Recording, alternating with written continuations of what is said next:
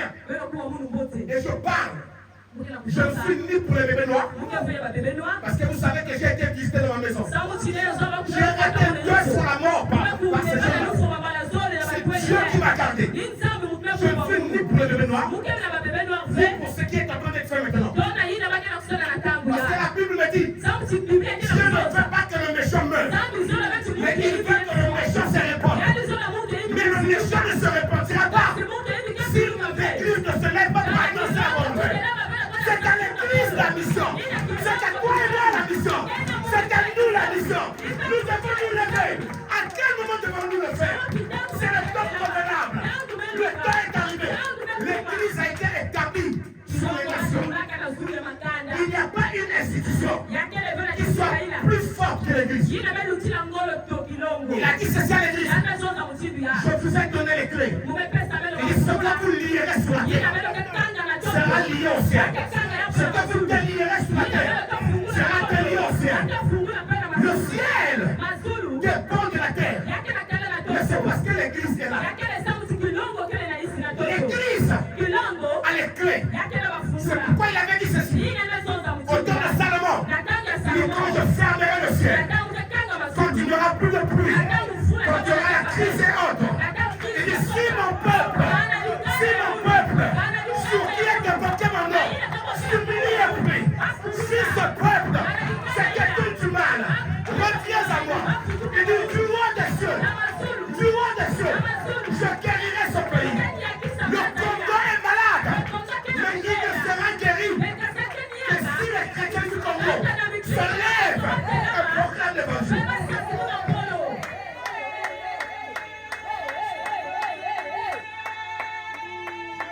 Quel est le serviteur fidèle?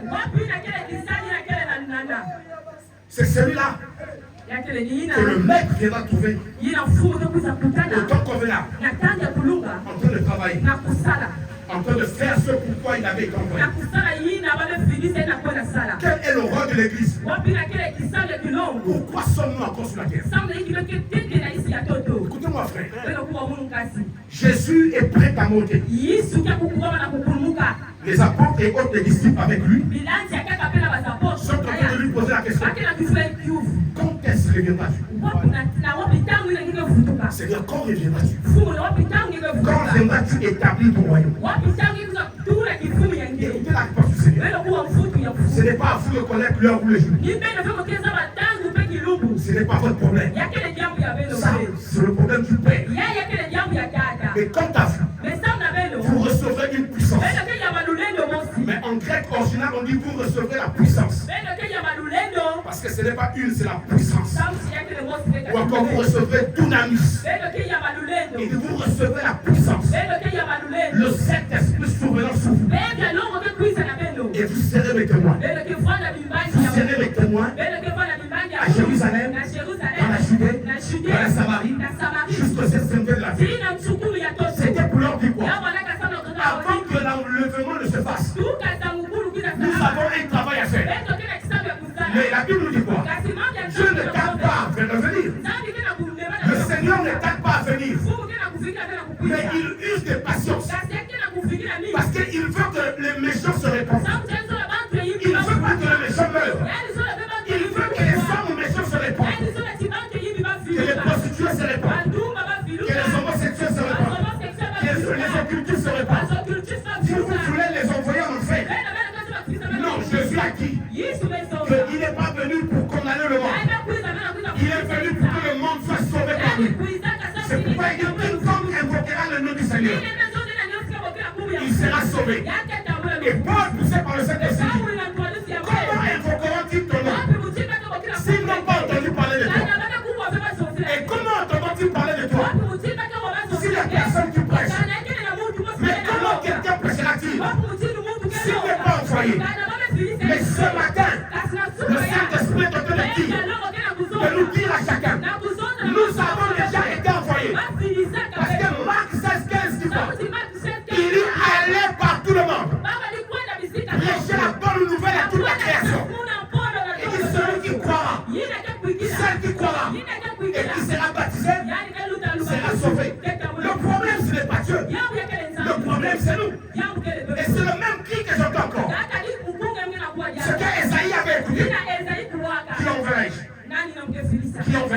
Qui va aller? Qui va prendre du temps? Je cherche un homme qui va se mettre à la brèche pour prier pour les bébés noirs. Je cherche un homme. Je cherche un homme qui ne veut pas voir le sang couler. Un pays là où le sang coule n'importe comment. C'est un pays qui coule la malédiction. Ne soyez pas heureux. Je ne sais pas qu'est-ce que le Saint-Esprit est en train de vous. Ne soyez pas heureux en voyant ces jeunes hommes, ces jeunes gens être tués. Ne félicitez rien dans ça. Écoutez-moi bien. Je suis intellectuel. J'ai envie de le dire. Je suis intellectuel. Je suis à mesure d'analyser les choses de façon intellectuelle. Mais ce que je suis ici, je suis un homme spirituel. Le Saint-Esprit est en moi. Il peut me révéler les choses que mon intelligence naturelle ne peut pas savoir. C'est quelqu'un qui est avec moi. Tout ce qui se fait maintenant, c'est l'œuvre du diable. C'est à nous de nous lever.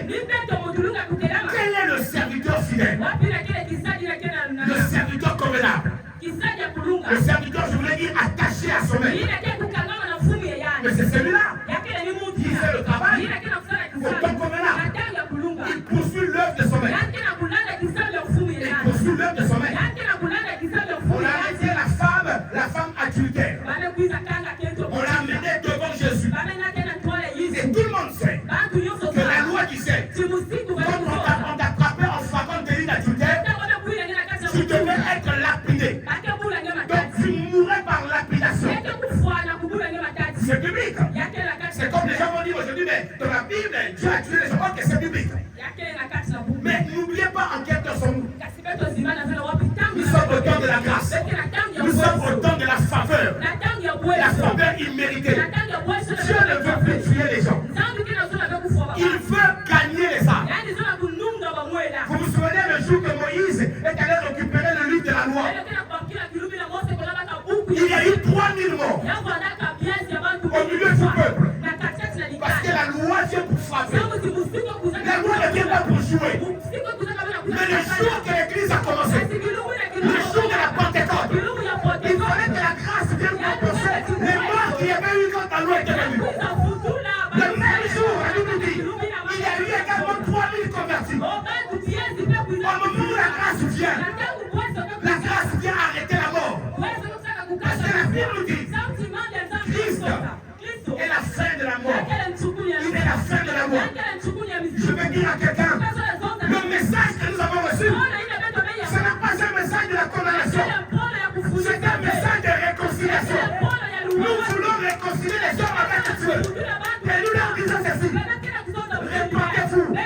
Abandonnez le mal. Laissez ce qui n'est pas bien. Écoutez mon frère. Vous savez dans tout ça, les responsabilités sont partagées. Aujourd'hui, on est en train de dire, on détruit les maisons des parents qui sont en complicité avec leurs enfants. Je suis d'accord. Mais si on pourrait également dire, on détruit les maisons de tous les ministres qui ont détruit l'argent du pays. Parce que par rapport à leur salaire, nous savons qu'ils n'ont pas le droit d'avoir tous les biens qu'ils ont. Et si on pouvait dire, on détruit tout ce que vous avez investi sur le dos des Congolais, la responsabilité est partagée. Le gouvernement, ça part de responsabilité. Les parents ont leur part de responsabilité. L'église a la plus lourde responsabilité. Je l'ai dit dans mon livre, la jeunesse est assurée. La famille peut jouer. L'État peut jouer. Mais l'église n'a pas droit de jouer. Nous n'avons aucun droit. Nous n'avons aucun bénéfice. Aucun bénéfice. Aucune largesse. Pour dire non, nous pouvons jouer. Parce que celui qui est en nous, il n'est pas un échec. C'est une victoire. La Bible dit de nous, nous sommes plus que vainqueurs. Par celui qui nous a sauvés. Plus que vainqueurs en Christ. Quel est le serviteur fidèle? Quel est le serviteur fidèle? C'est celui que le maître viendra trouver. dans le travail. Au temps convenable. Vous savez, au temps que nous sommes ici, chacun de nous a un don. Chacun de nous a un appel. Qu'est-ce que tu as avec le don que tu as? Quel est le travail que tu fais dans le royaume de Dieu? Si Jésus venait maintenant, normalement je suis en train de parler, qui vient nous trouver ici, est-ce que tu es sûr que par rapport à ce que Dieu te dit que tu vas partir? Parce que ce qui nous concerne, c'est l'enlèvement. Nous sommes en train d'oublier le travail de la terre. Mais c'est l'enlèvement qui nous concerne. Est-ce que Jésus sera fier de toi? Est-ce que le Seigneur sera fier de ton travail? Est-ce qu'il va te féliciter par rapport à ton travail?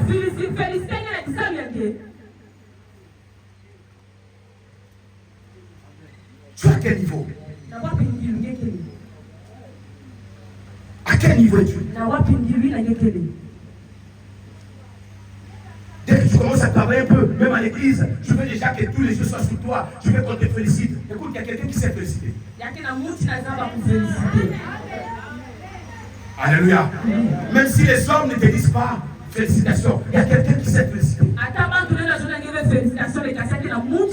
Il ne le fera jamais pour te flatter. Il le fera en toute vérité parce qu'il est la vérité.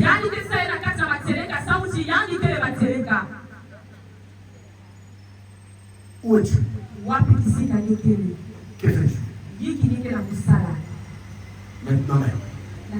Parce que c'est le temps convenable. C'est le temps convenable.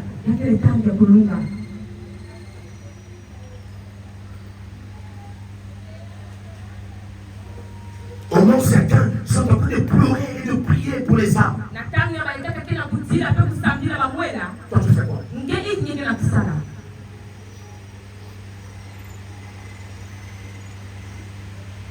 Est-ce que nous pouvons prier? La Bible nous dit dans 1 Timothée de lui prier pour les autorités.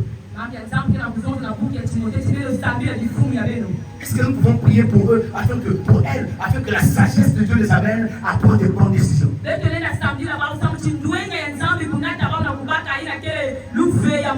Quelqu'un avec moi? Amen. Que ce ne soit pas des décisions par complaisance, mais des décisions dictées par Dieu. Parce que Dieu dit que toute autorité vient de Dieu et les autorités ont été établies par Dieu. Alors, si c'est Dieu qui les a établis, prions pour que le Dieu qui les a établis les conduise comme il se doit.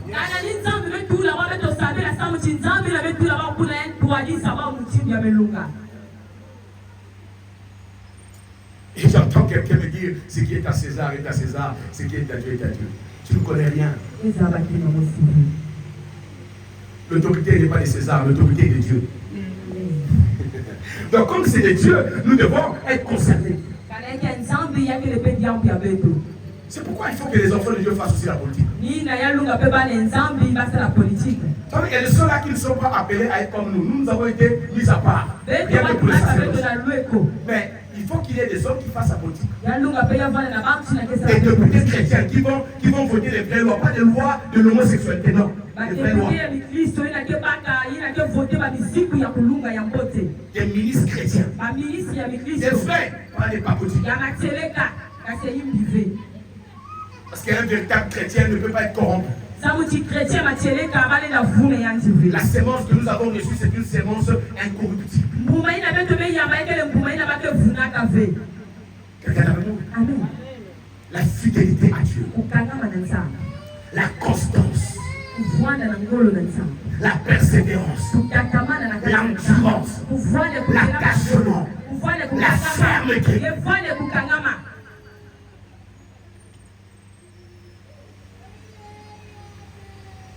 Alléluia.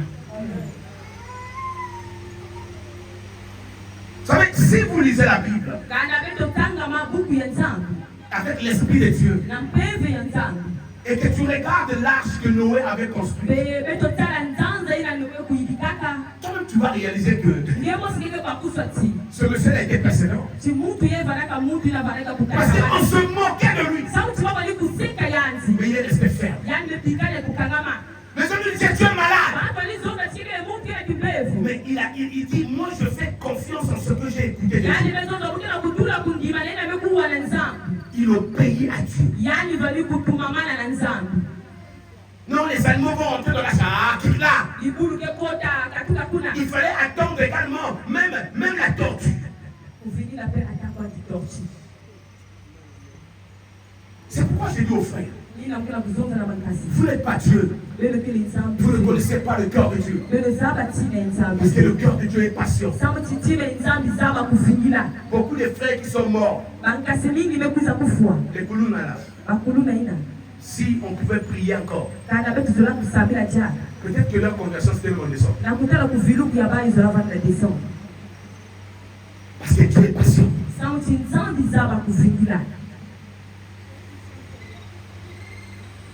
L'une des caractéristiques des enfants de Dieu, c'est la patience. C'est de Dieu. Et nous sommes, on va vivre dans le jugement. Et Dieu m'appelle à Paul. Et nous-mêmes, nous étions de l'heure. Si nous n'étions pas des Koulouna avec les machettes,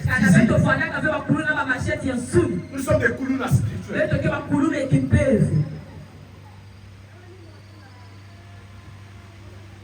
Si chacun de nous pouvait entrer au-dedans de lui, même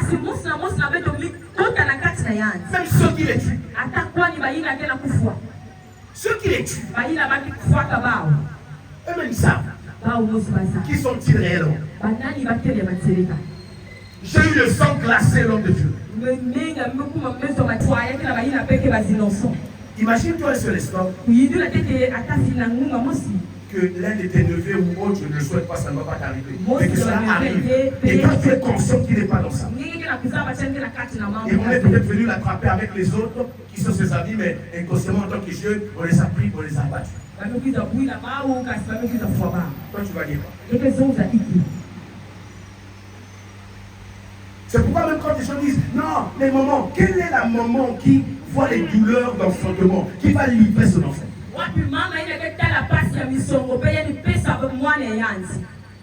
Regardons dans les yeux. Parce qu'on est méchant. Mais il ne s'est jamais fatigué.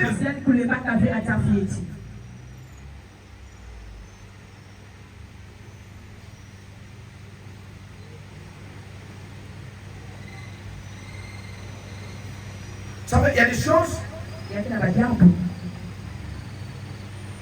qui vont continuer à venir si l'église ne se lève pas. Et les gens prennent ça à la légère.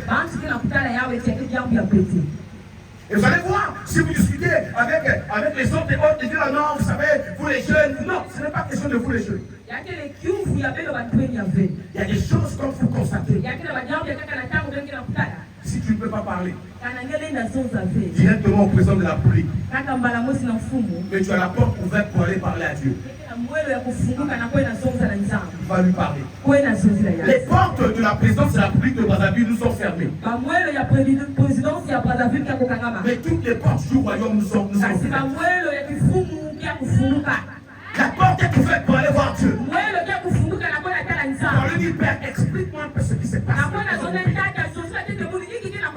Là où tu m'as envoyé comme ambassadeur, qu'est-ce qui se passe?